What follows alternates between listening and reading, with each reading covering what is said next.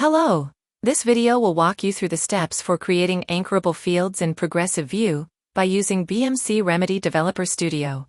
These anchorable fields allow users to jump directly to that field within a long or complex form.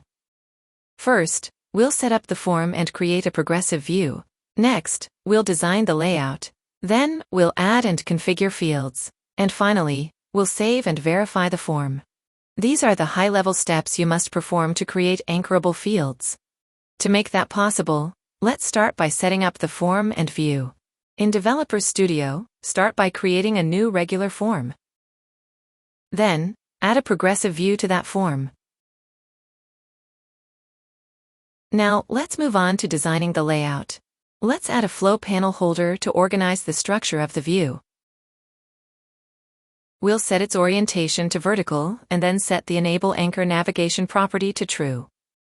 Then, we'll add multiple panels inside the panel holder. Now, let's add and configure fields. We will insert a character field into the panel we created earlier, and then label each field, and set the anchorable property to true for each panel. Finally, let's save and verify the form. Save your changes in Developer Studio and open the form in a browser to test the anchor functionality. You can use anchor navigation for any application screens where there is a long scroll.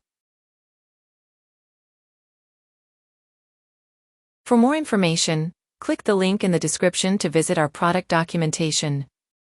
Thank you for watching.